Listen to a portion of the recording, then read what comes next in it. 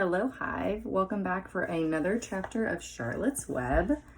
This chapter is called Off to the Fair. The night before the county fair, everybody went to bed early. Fern and Avery were in bed by 8. Avery lay dreaming that the Ferris wheel had stopped and that he was in the top car. Fern lay dreaming that she was getting sick in the swings. Lurvy was in bed by 8:30. He lay dreaming that he was throwing baseballs at a cloth cat and winning a genuine Navajo blanket. Mr. and Mrs. Zuckerman were in bed by 9. Mrs. Zuckerman lay dreaming about a deep freeze unit. Mr. Zuckerman lay dreaming about Wilbur. He dreamt that Wilbur had grown until he was 116 feet long and 92 feet high, and that he had won all the prizes at the fair and was covered with blue ribbons and even had a blue ribbon tied to the end of his tail. Down in the barn cellar, the animals, too, went to sleep early, all except Charlotte. Tomorrow would be fair day. Every creature planned to get up early to see Wilbur off on his great adventure. When morning came, everybody got up at daylight. The day was hot. Up the road at the Arables' house, Fern lugged a pail of hot water to her room and took a sponge bath. Can you imagine having to do that to take a bath? Ugh, no thank you. Then she put on her prettiest dress because she knew she would see boys at the fair. Mrs. Arable scrubbed the back of Avery's neck and wet his hair and parted it and brushed it down hard till it stuck to the top of his head, all but about 6 hairs that stood straight up. Imagine what Mrs. Arable would think about Miss Haller's hair today. Avery put on clean underwear, clean blue jeans, and a clean shirt. Mr. Arable dressed, ate breakfast, and then went out and polished his truck. He had offered to drive everybody to the fair, including Wilbur. Bright and early, Lurvy put clean straw in Wilbur's crate and lifted it into the pig pen. The crate was green. In gold letters, it said, Zuckerman's Famous Pig. Charlotte had her web looking fine for the occasion. Wilbur ate his breakfast slowly. He tried to look radiant without getting food in his ears. In the kitchen, Mrs. Zuckerman suddenly made an announcement. Homer, she said to her husband, that's his first name, I am going to give that pig a buttermilk bath. A what? Said Mr. Zuckerman. A buttermilk bath. My grandmother used to bathe her pig with buttermilk when it got dirty. I just remembered. Wilbur's not dirty, said Mr. Zuckerman proudly. He's filthy behind the ears, said Mrs. Zuckerman. Every time Lurvy slops him, the food runs down around the ears. Then it dries and forms a crust. He also has a smudge on one side where he lays in the manure. He lays in clean straw, corrected Mr. Zuckerman. Well, he's dirty and he's going to have a bath. Mr. Zuckerman sat down weakly and ate a donut. His wife went to the woodshed. When she returned, she wore rubber boots and an old raincoat, and she carried a bucket of buttermilk and a small wooden paddle. Edith, you're crazy, mumbled Zuckerman. That's Mrs. Zuckerman's first name, Edith, and Mr. Zuckerman's first name is Homer. But she paid no attention to him. Together, they walked to the pig pen. Mrs. Zuckerman wasted no time. She climbed in with Wilbur and went to work. Dipping her paddle in the buttermilk, she rubbed him all over. The geese gathered around to see the fun, and so did the sheep and lambs. Even Templeton poked his head out cautiously, to watch Wilbur get a buttermilk bath. Charlotte got so interested, she lowered herself on a drag line so she could see better. Wilbur stood still and closed his eyes. He could feel the buttermilk trickling down his sides. He opened his mouth and some buttermilk ran in. It was delicious. He felt radiant and happy. When Mrs. Zuckerman got through and rubbed him dry, he was the cleanest, prettiest pig you ever saw.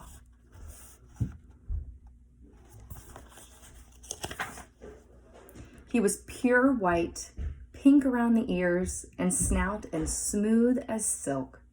The Zuckermans went up to change into their best clothes. Lurvy went to shave and put on his plaid shirt and his purple necktie. The animals were left to themselves in the barn. The 7 goslings paraded round and round their mother. Please, please, please take us to the fair, begged a gosling. Then all 7 began teasing to go. Please, please, please, please, please, please, please. They made quite a racket. Children, snapped the goose, we're staying quietly, idly at home. Only Wilbur is going to the fair. Just then Charlotte interrupted. I shall go too, she said softly. I have decided to go with Wilbur. He may need me. We can't tell what may happen at the fairgrounds. Somebody's got to go along who knows how to write. And I think Templeton better come too. I might need somebody to run errands and do general work. I'm staying right here, grumbled the rat. I haven't the slightest interest in fairs. That's because you've never been to one, remarked the old sheep. A fair is a rat's paradise. Everybody spills food at a fair. A rat can creep out late at night and have a feast. In the horse barn, you will find oats that the trotters and pacers have spilled. In the trampled fields of grass of the infield, you will find old discarded lunch boxes containing the foul remains of peanut butter, sandwiches, hard-boiled eggs, cracker crumbs, bits of donuts, and particles of cheese. In the hard-packed dirt of the midway, after the glaring lights are out and the people have gone home to bed, you will find a veritable treasure of popcorn fragments, frozen custard dribblings, candied apples abandoned by tired children, sugar fluff crystals, salted almonds, popsicles, partially gnawed, that means chewed on, ice cream cones, and the wooden sticks of lollipops. Can you imagine eating any of that? Ooh.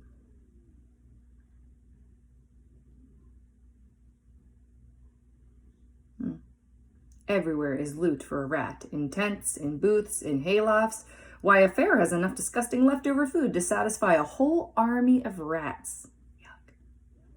Templeton's eyes were blazing. Is this true? He asked. Is this appetizing yarn of yours true? I like high living, and what you say tempts me. It is true, said the old sheep. Go to the fair, Templeton. You will see that the conditions at a fair will surpass your wildest dreams. Buckets with sour mash sticking to them, tin cans containing particles of tuna fish, greasy paper bags stuffed with rotten... That's enough, cried Templeton. Don't tell me any more. I'm going. Good, said Charlotte, winking at the old sheep. Now then, there's no time to be lost. Wilbur will soon be put into the crate. Templeton and I must get in the crate right now and hide ourselves. The rat didn't waste a minute. He scampered over to the crate, crawled between the slats, and pulled straw up over him so he was hidden from sight. All right, said Charlotte, I'm next. She sailed into the air, let out a drag line, and dropped gently to the ground. Then she climbed the side of the crate and hid herself inside a knothole in the top board. The old sheep nodded. What a cargo, she said.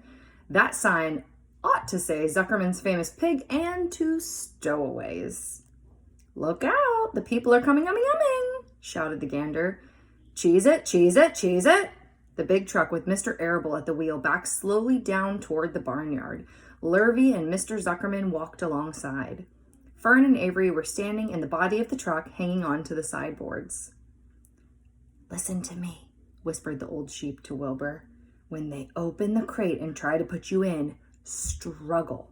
Don't go without a tussle. Pigs always resist when they are being loaded. If I struggle, I'll get dirty, said Wilbur. Never mind that. Do as I say. Struggle. If you were to walk into the crate without resisting, Zuckerman might think you were bewitched. He'd be scared to go to the fair. Templeton poked his head up through the straw. Struggle if you must, said he, but kindly remember that I'm hiding down here in this crate, and I don't want to be stepped on or kicked in the face or pummeled or crushed in any way, or squashed or buffeted about, or bruised or lacerated or scarred or biffed. Just watch what you're doing, Mr. Radiant, when they shove you in. Ooh, Templeton is grumpy, huh? Be quiet, Templeton, said the sheep. Pull in your head. They're coming. Look radiant, Wilbur. Lay low. Charlotte, talk up, geese. The truck backed slowly to the pig pen and stopped. Mr. Arable cut the motor, got out, walked around to the rear, and lowered the tailgate. The geese cheered. Mrs. Arable got out of the truck. Fern and Avery jumped to the ground. Mrs. Zuckerman came walking down from the house. Everybody lined up at the fence and stood for a moment admiring Wilbur and the beautiful green crate. Nobody realized that the crate already contained a rat and a spider. "That's some pig," said Mrs. Arable. "He's terrific," said Lurvy. "He's very radiant," said Fern, remembering the day he was born. "Well," said Mrs. Zuckerman, "he's clean anyway. The buttermilk certainly helped." Mr. Arable studied Wilbur carefully. "Yes, he's a wonderful pig," he said. "It's hard to believe that he was the runt of the litter. You'll get some extra good ham and bacon, Homer, when it comes time to kill that pig." Wilbur heard these words, and his heart almost stopped. "I think I'm going to faint," he whispered to the old sheep who was watching. "Kneel down," whispered the old sheep. "Let the blood rush to your head." Wilbur sank to his knees, all radiance gone. His eyes closed. "Look!" screamed Fern. "He's fading away!" "Hey, watch me!" yelled Avery, crawling on all fours into the crate. "I'm a pig! I'm a pig!" Avery's foot touched Templeton under the straw. "What a mess!" thought the rat. "What fantastic creatures boys are! Why did I let myself in for this?" The geese saw Avery in the crate and cheered. "Avery, you get out of that crate this instant!" commanded his mother. "What do you think you are?" "I'm a pig!" cried Avery, tossing handfuls of straw into the air. "Oink, oink, oink!" Can you imagine this moment right now? Wilbur's ready to faint. He's just heard that they're going to turn him into bacon and ham. The mothers are having a fit. Avery is in the pig pen where the rat is and the spider is. Oh my goodness. "The truck is rolling away, Papa," said Fern. The truck, with no one at the wheel, had started to roll downhill. Mr. Arable dashed to the driver's seat and pulled on the emergency brake. The truck stopped. The geese cheered. Charlotte crouched and made herself as small as possible in the knothole so Avery wouldn't see her. "Come out at once!" cried Mrs. Arable. Avery crawled out of the crate on hands and knees, making faces at Wilbur. Wilbur fainted away.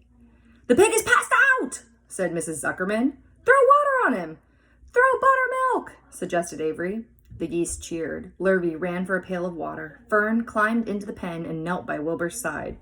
"It's sunstroke," said Zuckerman. "The heat is too much for him." "Maybe he's dead," said Avery. "Come out of that pig pen immediately," cried Mrs. Arable. Avery obeyed his mother and climbed into the back of the truck so he could see better. Lurvy returned with cold water and dashed it on Wilbur. "Throw some on me," cried Avery. "I'm hot too." "Oh, keep quiet," hollered Fern. "Keep quiet." Her eyes were brimming with tears. "Why do you think she's so sad? Why is she getting so upset, Fern?" Wilbur, feeling the cold water, came to. He rose slowly to his feet while the geese cheered. Oh, there's no picture on this page. Just kidding. There is one on this page, though. Sorry. "He's up," said Mr. Arable. "I guess there's nothing wrong with him." "I'm hungry," said Avery. "I want a candied apple." "Wilbur's all right now," said Fern. "We can start. I want to take a ride in the Ferris wheel." Mr. Zuckerman and Mr. Arable and Lurvy grabbed the pig and pushed him head first toward the crate. Wilbur began to struggle. The harder the men pushed, the harder he held back. Avery jumped down and joined the men. Wilbur kicked and thrashed and grunted. "Nothing's wrong with this pig," said Mr. Zuckerman, cheerfully pressing his knee against Wilbur's behind. "All together now, boys. Shove!" With a final heave, they jammed him into the crate. The geese cheered. Lurvy nailed some boards across the end so Wilbur wouldn't back out. Then, using all their strength, the men picked up the crate and heaved it aboard the truck.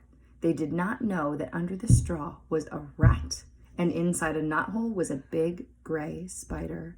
They saw only a pig. "Everybody in!" called Mr. Arable. He started the motor. The ladies climbed in beside him. Mr. Zuckerman and Lurvy and Fern and Avery rode him back, hanging onto the sideboards. The truck began to move ahead. The geese cheered. The children answered their cheer, and away went everybody to the fair. That is the end of that chapter. The next chapter is called Uncle. So what I want you to do is stop and think about what happened in the beginning of this chapter, the middle, and the end of this chapter, and then make a prediction of what you think is going to happen at the fair and why the chapter is called Uncle. And maybe tell someone in your house how you feel about the book so far. Do you like this book? If you do, why? And if you don't, why? I like it. I think it's a good story. Okay, I will see you next time for another chapter of Charlotte's Web. Bye, guys.